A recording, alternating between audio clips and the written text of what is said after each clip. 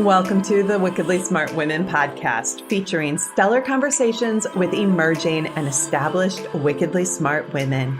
Thanks for joining us today as we celebrate women who are committed, care deeply, and have the courage to take action and create conscious change all around the world. Now here's your wickedly smart host, Anjel B. Hartwell.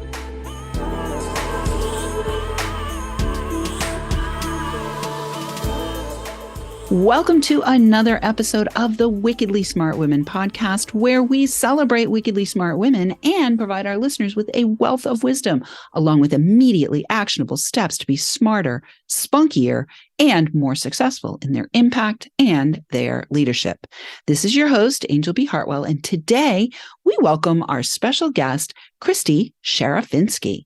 Christy is the founder of Easier College Essays. She helps high school seniors complete college essays that tell their deepest story, learn crucial life skills, and complete their college applications in a timely, low-stress way, launching them into a powerful college experience and career beyond. The name Christy Sharafinski is synonymous with a transformative, supported college admissions journey. And I am so delighted to welcome you to the show today. It is my pleasure. Well, I love Christy. I've known Christy for a couple of years now. We met through a membership group that we're both in. It's a business building membership group. And she is just such a delightful and enthusiastic person. I was like, I've got to have you on the show because nobody has yet been on the show to talk about this process of college essays. So, Christy, I want to start a little bit. I want to take a few steps back before we get into the college essays. I want to talk a little bit about you being an entrepreneur. Were you always entrepreneurial? Were you like the kid that sold lemonade on the front steps? Or if people are old enough, they're going to remember Jams, the kind of shorts.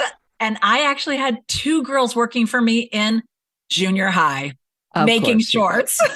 Making shorts. Making shorts and selling them. Absolutely. Yeah. Oh, my goodness. So, yeah, I've done a lot of things through the years. All right. Beautiful. So, for our listeners who have thought about entrepreneurial journeys, I'd love to have you talk a little bit both about, your enthusiasm for entrepreneurship, but also I know you happen to be the mom of multiple children as well. So I'd love to have you talk a little bit about what it's been like for you to be a mom and be entrepreneurial too. Deal. Maybe being an entrepreneur is the best training for being a mom.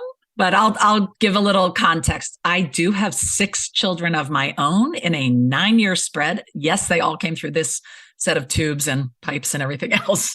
And yes, I know what causes babies at this point. No. So that said, none of them are alike. And businesses are not alike, right? Mm. So yeah, being an entrepreneur, when they were younger, I had a mentor say, if there's blood not coming under the door during your work time, don't open it. It was a man. Mm. And you know what? As a mom, sometimes some of that advice is not the best.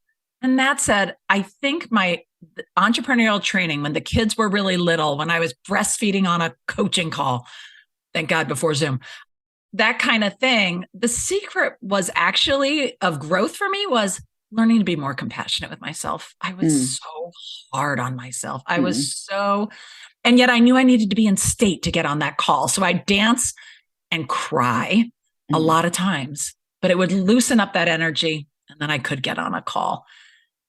It's a lot easier now that my youngest is 16 and I only have 3 in the house, occasionally 4, depending on who's home from college, but it's a journey. And so if it's you, be good to yourself. It's the best gift you can give yourself as the CEO of your own business and life. Be kind, be supportive. Us women are tough on ourselves, aren't we? Oh, terribly tough on ourselves.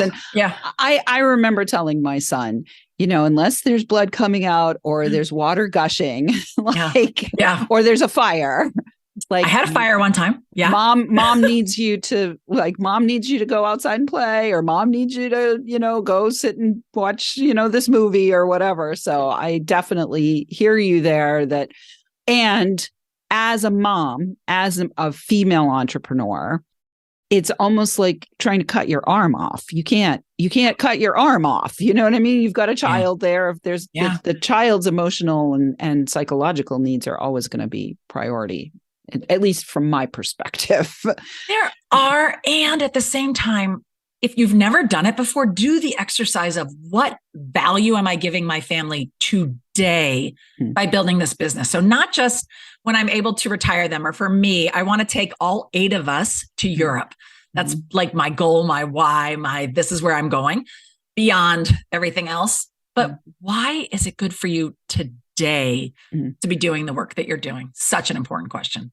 Well, yeah. And I think too, that as a mom entrepreneur, we can model for our children that there are non-traditional paths for creating and for monetizing our unique gifts. So you've actually evolved multiple. I mean, you aren't sewing jams anymore, right? Nope. Right.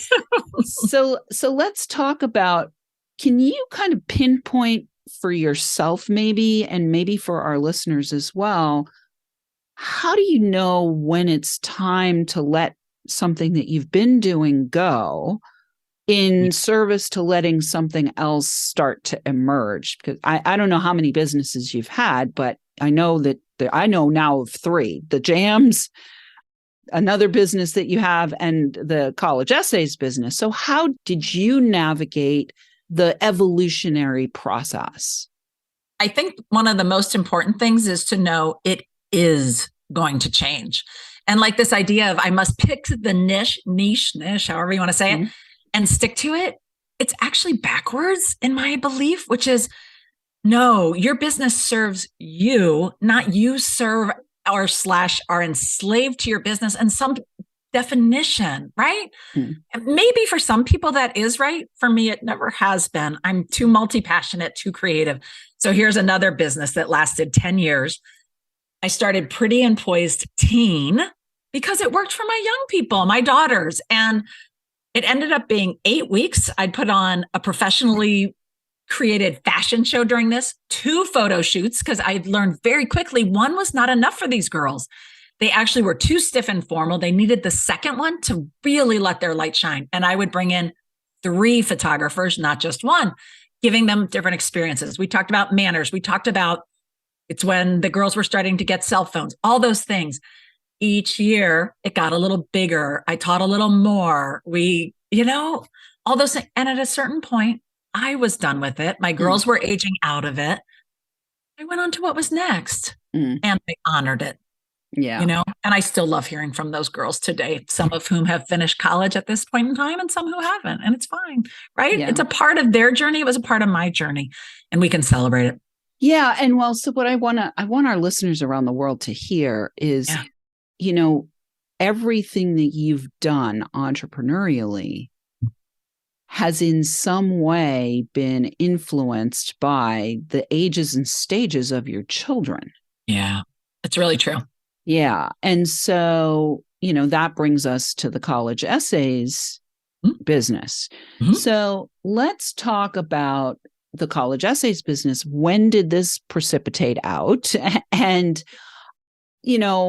as a mompreneur, did you have to let go of something? Like, did it come out of the ending of that other thing? I'm guessing, right? Yeah. No, actually, that had already wrapped up. We moved across the country. That made a very clean break. That said, actually, now that I think about it, I did go for a couple more years. And that's it. That flexibility is just so important, right? Let's stay in touch with something that's higher, a deeper knowing, or the timing. So for anybody who's not in the US, in case I'm just going to give this piece of context, and that is I have a cousin who's a couple years older than me. And he looked at me with my 6 little kids running around, and he just shook his head back and forth. And he goes, "Christy, you're in trouble." And I was like, oh crap, I know what he's talking about, because although my husband was the sole breadwinner, made good money, 8 people in a family is a lot anywhere. And the American educational system at the collegiate level can be really expensive, more expensive than a car, more expensive than a wedding. But depending on how many girls you have, obviously, if you take the average of $30,000 a wedding, you can rack up a bill really fast. And so I was like, yeah, I am in trouble. My oldest, when he was a freshman, they had college night. So I did what a lot of parents do. We go to college night, we check things out. And one of the 3 speakers, I don't know why, I think it was divinely inspired. I just had a connection with him and came up to him afterwards and said, I can help you with your marketing. And very much a self-taught marketer. My background's graphic design. So the businesses I've had the longest have been in graphic design, meaning since college, where I worked in an agency, I worked nonprofit. And then once I was married and had insurance coverage, I have worked on my own since then. But that man, I think honestly, heard 6 children. He goes, you need me. And about 2 weeks later, he called me into his office just for lunch. I'd already had a conversation about working with him. He said, Christy, why don't you come work for me? And then I can help you with all your kids. And so that is how I got started in the industry. But little did I know at the time, and it's worth knowing this, there's kind of 2 kinds of college planners. One that works with the young people. It's the schools. It's the essay. It's kind of the fun part, to be honest. There's another kind that's more of a financial planner who really works with mom and dad. The earlier you start mom and dad, the better. I'm going to tell you on that front. And it's very rare. There's less than a dozen in the country that do both. My boss did both. And he was an excellent marketer, and I was an excellent study. And I was with him for 4 years and really cut my teeth doing essays there. Because although even in college, even though I did design, I had college professors say to me, Christy, you should think about copywriting. And I have copywritten for clients for years. And so coming in and working on essays was a no-brainer to do that. And what I learned is it's not easy. It's a totally different kind of writing than as an adult I had ever learned, even with copywriting, even with branding, even though when you think about it, this is branding. This is individual branding between a student and the school. But it's also different than just good writing. Like the kids, they learn how to write an informational essay. They do not learn to write about themselves or to tell a deepest story. And so they're not prepared for it. Yeah. Beautiful. That's where I get to come in. Yeah. Well, that's beautiful. All right. So we're going to take a quick break here. When we come back on the other side of the break, we're going to talk more about how you help these kids. But right now, Wickedly Smart Women, we could use your help. If you are enjoying the show and want us to stay on the air, please consider making a donation at www.wickedlysmartwomen.com. We'd also like to ask you to share with your lovely lady friends who you think might benefit from our content. Help a gal out and let your sisters, mothers, daughters, friends, and colleagues know about the show so we can serve them too. I am super excited to celebrate that we are now an 8-time award-winning show. And I just found out today we've added another country. So we are now downloading in 105 countries.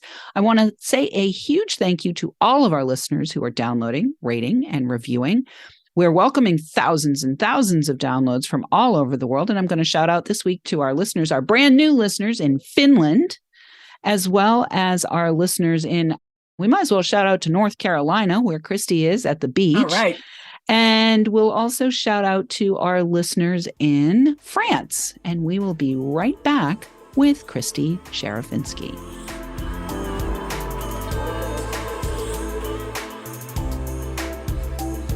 The Wickedly Smart Women podcast is brought to you by the Wealthy Life Mentor. Women, are you on the edge knowing that life is calling you to make a change? Are you ready to be part of the evolution of what it means to be a wickedly smart woman, creating your wealthy life by design? A life that is an extraordinary work of art. Anjel B. Hartwell, the Wealthy Life Mentor, is hired by women in transition. Women just like you who want to break through to their brilliance, become clear on the value of their wisdom, and embody a beauty-filled, balanced life of shameless self-expression. Discover your wealthy life readiness by taking the quiz at quiz.wealthylifementor.com.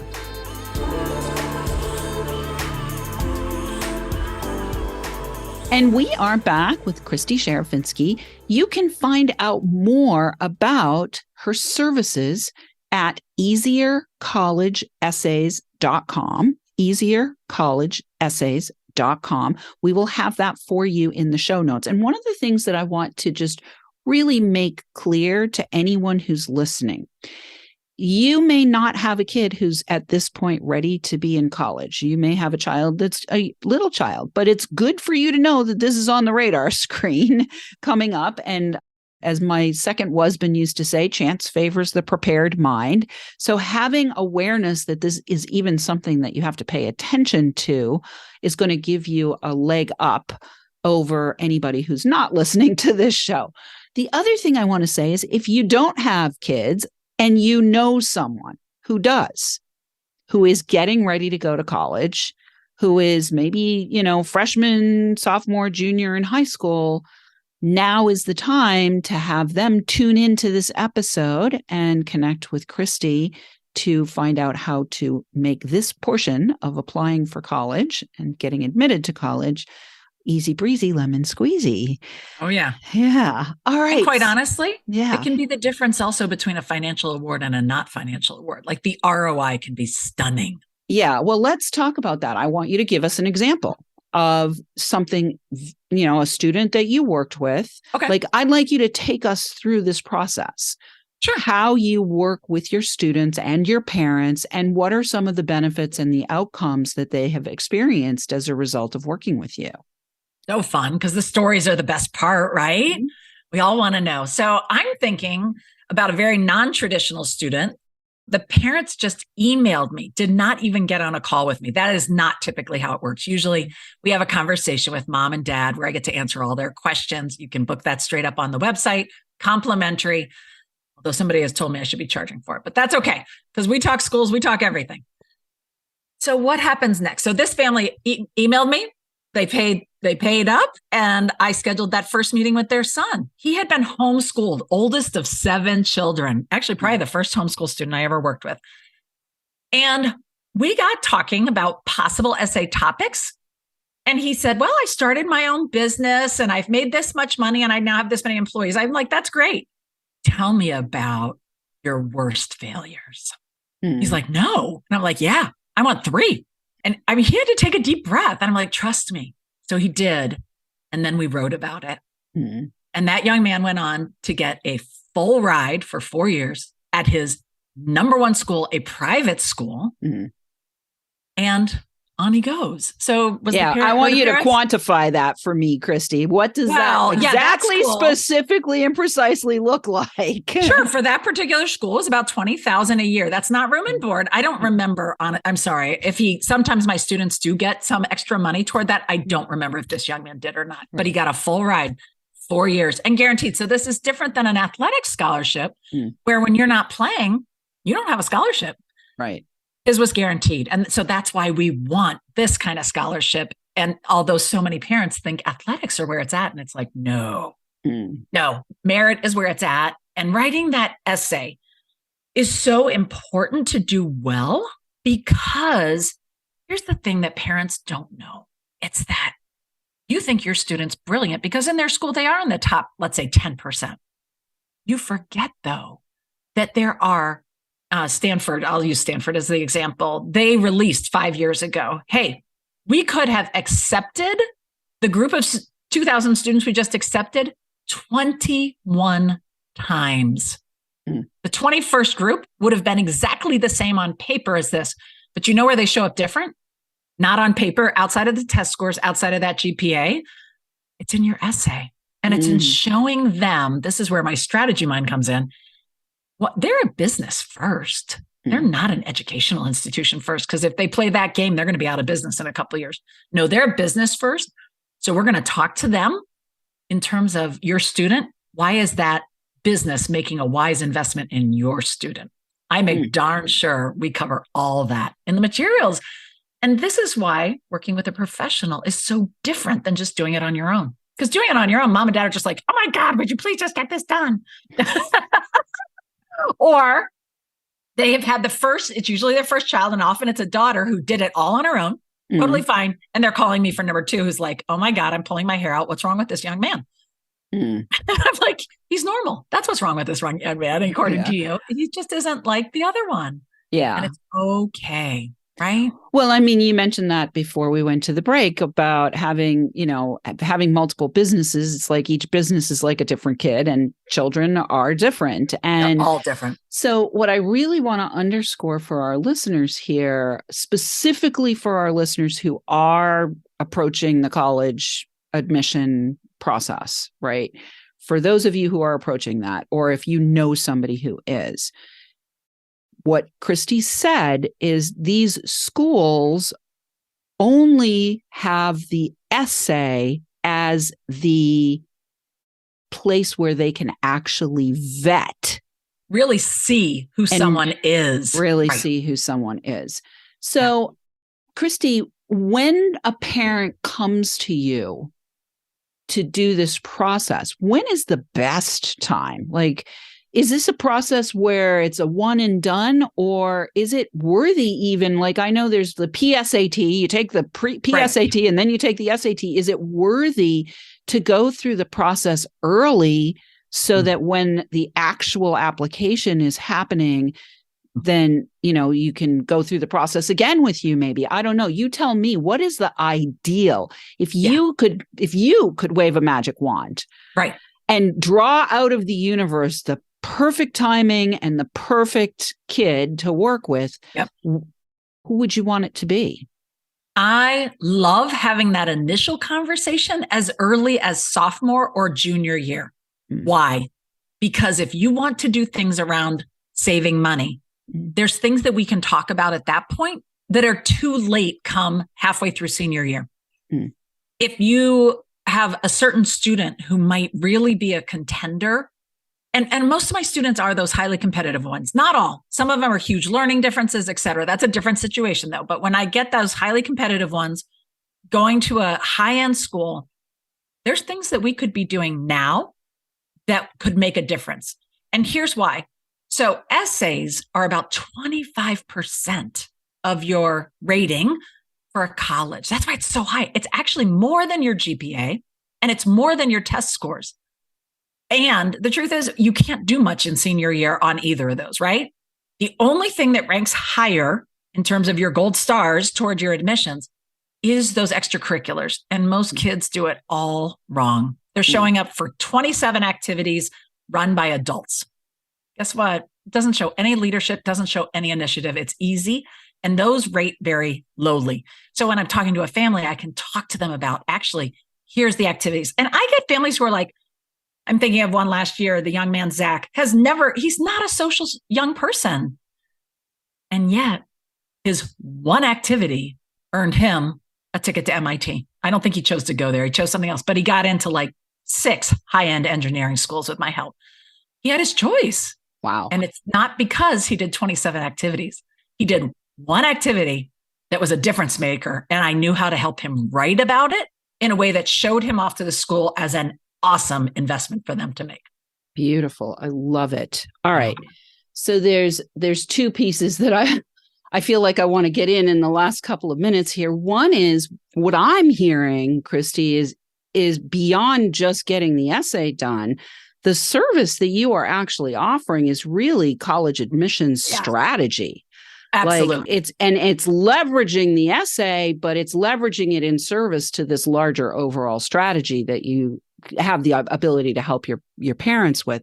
So the other thing I want to talk about is, one of the things you mentioned earlier is, as we evolve, as we're multidimensional, as we're going through different expressions of ourselves entrepreneurially, right? Right. A lot of times people say pick a niche, and for many multidimensional creative entrepreneurs, it's like, I don't want to pick a niche, but in your case, you've picked a very tight niche. Yes, it actually is. Yeah. Right. High school seniors. But actually my client is the parents. I have to keep that in mind, even though I do all the work with that senior. That said. Well, you have a 2-level client thing going on there. Yeah. So that all said, if there was something for our entrepreneurial wannabes or entrepreneurs that are actually engaged in entrepreneurship that you could say about how it's been for you to make the choice to just like, I'm just going to go into this niche and work it right now. How has that been for you? There's a lot of freedom and a commitment. That's where all the power is. The power is not in indecisiveness and bouncing around. And here's something I actually tell my students, even with an essay. You've got 20 topics you could write on. I know this, young person. I know you're like a deer in the headlights. We're going to pick one. And they're like, how can I? I'm like, we're going to pick one. And in truth, just by starting on it, their gut will let them know if we've actually gone off course quickly. But we've got to crawl before we can run the marathon, right? Like as a little kid, you think about that analogy. Like, so for you as an entrepreneur, just choose what you think is the best choice now. And you might even say, I'm going to commit to it for 2 months. Then I'm going to revisit. But go deep, go hard, give yourself the chance to see if your light will really shine. But the reality is you're going to be crawling at first, and it's fine because you're going to practice being compassionate with yourself as you do it. And that's how I talk to my kids too, right? Right. They're so funny. They want to get it all right the first time, especially the young men. Their number one goal is, I want to do this as fast as possible. I'm like, great. Well, let's just start, young man. Give me something to work with here. Throw me a bone. And one done is better than 20, right? Being spun out, right? Yeah. Let's get one. And trust me, you're going. Here's the other thing too. I tell this, and I've actually coached a couple of people who've been writing books. Same advice goes, and I have to give it to myself periodically. I tell my young people, write the essay and write it as fast as possible. So you're starting a business, do it as fast as possible. Why? You're going to get the information you need. And then in truth, if you're willing to do a little bit more work, start from scratch again. I have never had a student write the second essay, a client write the second blog post without wanting to stay with the second. It's always better. So if you're writing the book, write the first draft as fast as possible because you're actually going to write it again. That's your deeper story. That's going to allow it to come out because our brain gets in the way. Well, right? I think the same is true for our evolving entrepreneurships as well. Yep. Right. And I would say that there is no decision that's a bad decision. There's no decision that's a bad decision. All right. Well, Christy, we are at the end. Thank you so much both for bringing your entrepreneurial spirit to our microphone, as well as bringing the data to our parents of kids who are going to be going to college, that they can get the support that is available through your easiercollegeessays.com. All right, beautiful listeners, we love feedback. Please let us know what you thought of today's show by calling into our listener line. We will have that for you in the show notes. Or you can send in questions or guest suggestions to listeners at wickedlysmartwomen.com. We might even give you a shout out on the show. Thanks for tuning in. Keep your ears open. And remember, you are a wonderful woman. Thanks for tuning in, downloading, and listening. Be sure to rate and review Wickedly Smart Women on Apple Podcasts and share with other women who can benefit from today's episode. Wickedly Smart Women is the premier podcast series for informing, activating, and inspiring the leader who carries profound wisdom and knows that now is the time to welcome wealth. We welcome your feedback and guest suggestions and invite you to subscribe to our mailing list to be notified of each new episode at wickedlysmartwomen.com.